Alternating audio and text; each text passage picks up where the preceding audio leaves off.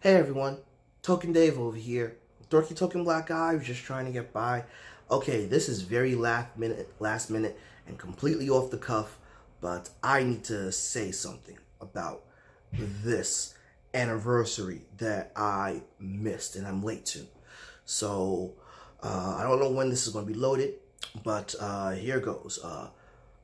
March 28th, 2019 was the 40-year anniversary of the movie Phantasm being released. And I really need to talk about this, in a retrospective manner because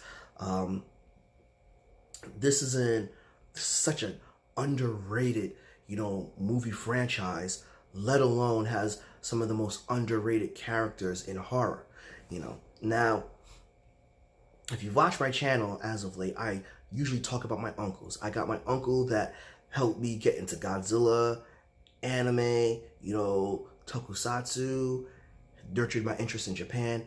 But I had my other uncle that nurtured the fanboy in me when it comes to comic books, movies, and other TV shows and TV series.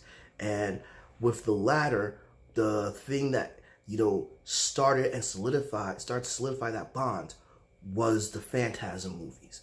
You see, when I was 7, I remember seeing the trailer to Phantasm 2, and I remember, I see these two people come out, and one person says, "This is just a dream, this is only a dream," and the girl is like, "Yes, this is nothing but a dream." And then this really scary looking dude in a tuxedo comes out, and he says, "No, it's not." And then boom, fades to black, and I pissed my pants, 7-year-old me, and that scared the crap out of me. And ever since then, I really wanted to see that movie, but Mama Hawkins didn't want me to because I was only 7. And I saw that my uncle came home and he had the VHS tape, and I wanted to see that movie so bad.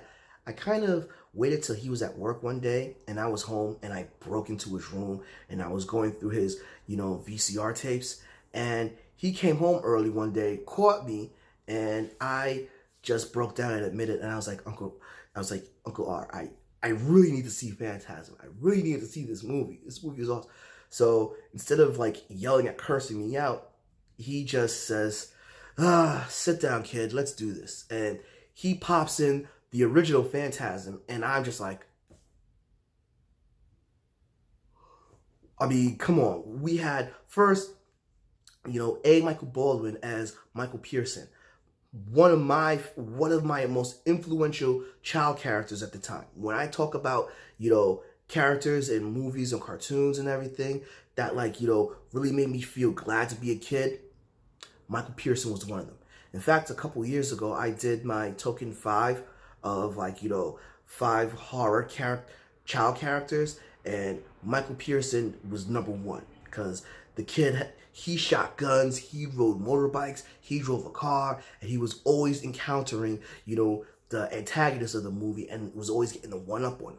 Speaking about antagonists, Angus Scrimm's Tall Man is one of the most underrated horror characters and horror villains of all time. I mean, Angus Scrimm's appearance, look, and was so menacing and so eerie. And anytime he was on the screen, you were automatically fixated on him. And his voice, he had this, dark aura about him that made you both intimidated but also intrigued you at the same time. Top it off, we had Reg, who ended up becoming the face of the franchise ever since, the 3rd movie. The sidekick that ends up taking over, a guy who's such a rocker, he has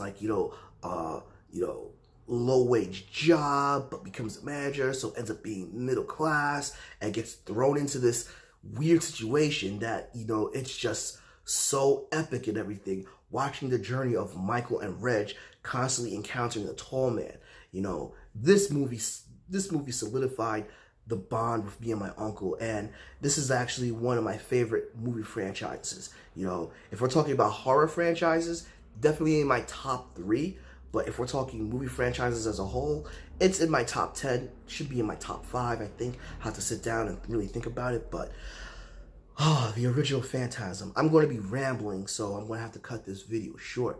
But, you know, the original Phantasm, Casarelli created a masterpiece. You know, I know it's probably a niche film and a niche franchise, but you know, if you sit down and watch it, you're just going to be so intrigued. I was really depressed when they re-released it in theaters a couple years ago, when I didn't have anyone to go with me, and I actually ran into an old-time friend for the first time in a decade. Was so happy that I ran into her to watch the movie. And then when Phantasm 5 came out, I made sure that I watched it in that same movie theater, and Don Casarelli was actually there. I didn't get to talk to him and shake his hand or explain to him how much this movie meant to me, and primarily because this was only a few months after, you know, Angus Grimm passed. But, you know, wow, Phantasm, 40 years later,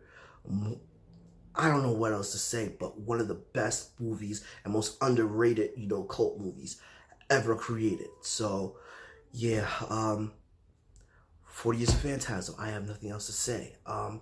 If you have any, you know, memories of the movie or the franchise, drop them below. But until then, this has been Token Dave, dorky token black guy who's just trying to get by. Catch all of y'all later.